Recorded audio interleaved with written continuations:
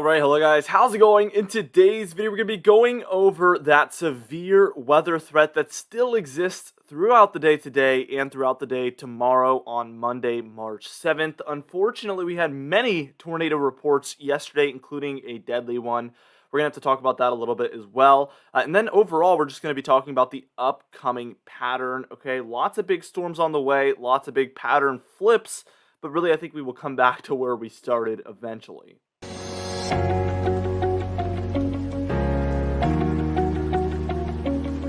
Anyways, before I get into this video, be sure to smash that like button, leave a comment down below, and subscribe for more weather-related content.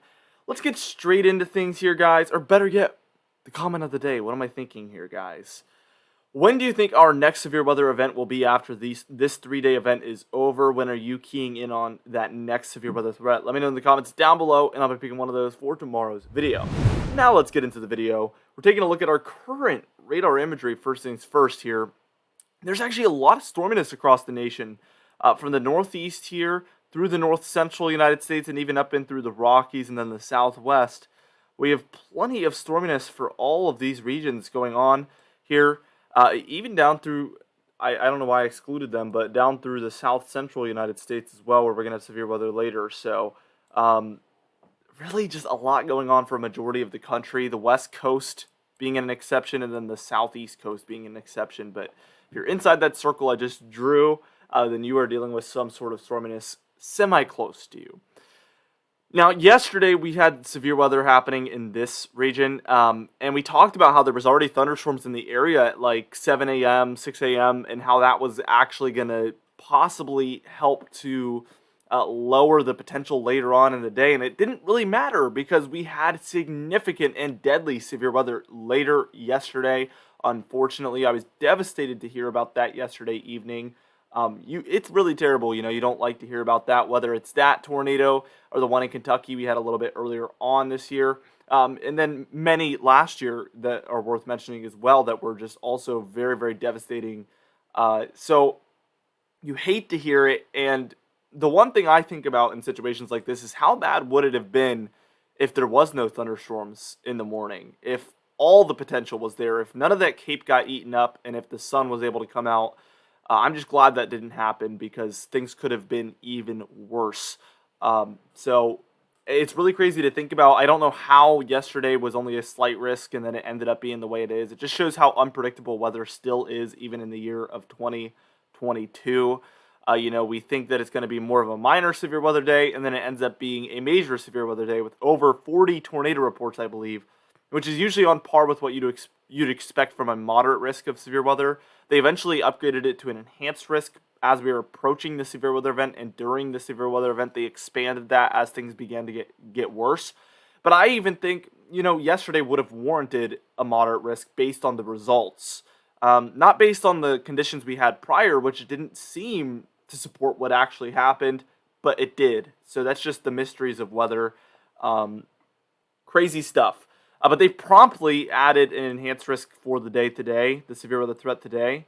And I'll show you guys that towards the end of the video. That's also going to be worth mentioning. And I think the reason they added a large enhanced risk, I don't know if it's specifically there, but they added an enhanced risk to the middle of the severe weather threat is because of how yesterday went. And obviously, one day apart, the conditions aren't going to be too far off.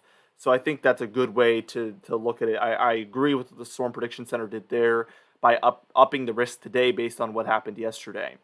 Now, we have a lot of snowiness happening here in the Rockies as well. It's spotty, it usually is when snowstorms happen in this region, but we do have snowiness going on. Also for Wisconsin, Minnesota, the Dakotas, Iowa, areas that were having tornadoes yesterday are dealing with frigid temperatures now, potentially some snowfall for some of those areas.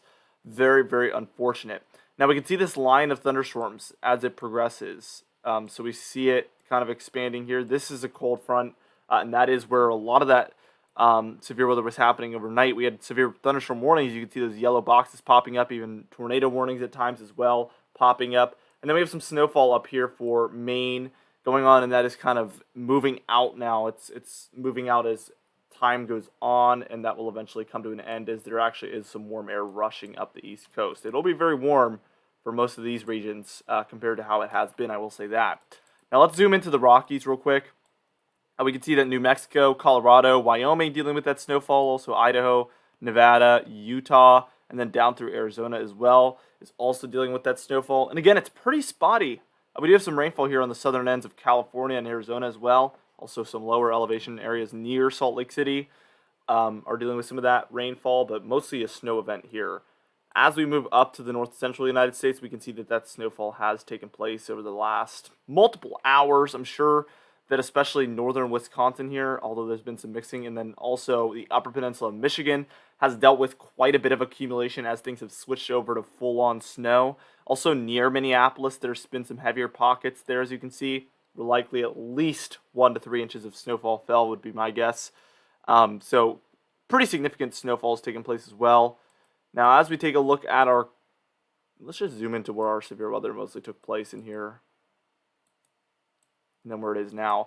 See some bad severe weather took place there in Indiana overnight, and then even in through Ohio we saw some of this taking place. And things have thankfully, for the most part, dissipated here on this eastern end over the last maybe 2 hours or so. That back end area there has kind of weakened. This front end area kind of weakened over time, but it's this back end one that was lingering with some severe weather, but that has kind of come to a close, thankfully. Now, we had severe weather for pretty much this entire region here with this line of thunderstorms that rolled through. So if you live in that region, let us know how things went. It looks like it was mostly a wind-driven event by this point, with a little bit of some tornado warnings happening in there. But I think for the most part, mostly a wind threat overnight there. Also, we had some rainfall going on for Michigan overnight as well. Let's see if I'm missing anything. Yeah, I guess there's some precipitation down here already, but really where our severe weather is supposed to take place, which I believe is something like this area, maybe a bit further north than there. There is some precipitation in the area, but not as much as there was yesterday. Again, you want to see that precipitation in the area early in the morning like this before a severe weather event, because that lowers the CAPE, convective available potential energy. These thunderstorms have to use some of that CAPE to build up, so they will eat away at some of that potential for later on. Also, sunny conditions with temperatures rising also leads towards more chance of severe weather later on. So with these thunderstorms in place, obviously the sun can't get through to the ground, which does lower potential a little bit in most cases as well. Then finally, we have some precipitation up here for the northeast as well, especially here in Maine, where we've had some pretty persistent snowfall taking place for New England. That is going to move out throughout the day today. But that is actually quite heavy for some spots, which is worth mentioning for sure. All right, now what we're going to do is we're going to move on and we're going to take a look at some modeled guidance. We're going to take a look at the severe weather event today and tomorrow, and then we're going to take a look at the storms still to come in the upcoming pattern, as well as a massive cool down in the eastern United States, and some other temperature swings as well worth mentioning. All right, now here we are taking a look at our European model. You can tell there's a really strong low pressure system here that's causing all this storminess. The cold front underneath, the snowfall back west here, the warm front out ahead. Everything is due to this strong low pressure system, and that one's going to race out. I mean, by the time we're reaching this afternoon, this evening, better yet, evening/afternoon, better yet, we can see this one has moved way up into Canada. But we see some more low pressure kind of developing right behind it here. So we see this building in. We have a lot of snowfall out west there for the Rockies as well. And then we get basically what is our severe weather today building in here. And this is going to be kind of a later threat. This is 2 a.m. We do have snowfall there for Iowa, Missouri, Illinois, Kansas, all these regions up here. But I'm concerned about these areas here with this kind of cold front. There's a low about here and a cold front lingering underneath with a warm front here. Let's just move forward with this, and then we move towards tomorrow. That's going to be Monday, and you can see the threat kind of becomes much more elongated. We have a low about over New York, Pennsylvania area. Cold front lingering way, way low there for these regions in here. We get another severe weather threat, and then that eventually overnight, Monday into Tuesday, moves through into this region. We do have some snowfall happening here for New England there. We also have some raininess basically up and down the east coast there. And then generally cold temperatures here for this entire region, all bottled up in these areas here. But quieter for sure. Then we get this southeast storm, and this is going to be happening around midweek. This is approximately 2 a.m. on Wednesday, March 9th. We get this southern storm that kind of tries to come up the coast as we get this colder air. That's that nor'easter pattern setting in a little bit. We have some snowfall back west, maybe hinting at our next storm moving in. We can see we get into a bit of a nor'easter pattern where there's just some storminess that's really wanting to move up the coast there, developing in this region and moving up. We do have this snowfall that's dipping down. So what this is doing is it's causing the jet stream that was kind of like this, like very flat, to want to pull down even further on this western end, which should encourage warmer air to try to move up here before everything moves east and then moves that warm up out. So what we will see happen is, so you see the cool down centers itself here, warm up centers itself here, and then this is just going to swing where this warm up is, and then a warm up's going to head west. It's just this revolving pattern, but we do see a major storm try to develop along this huge cool down. We do have a huge snowstorm here out west that would be worth mentioning. This is hours 1:41 or Friday, March 11th, so heading towards next weekend. A lot of precipitation here in the southeast, a lot of rainfall taking place, and a strong low, 988 here. A lot of rainfall here on the eastern end, a lot of snowfall here for the Ohio Valley on the western end, and a massive trough here. Jet stream's doing about like this. Huge ridge out west or out east here for the East Coast, by the way.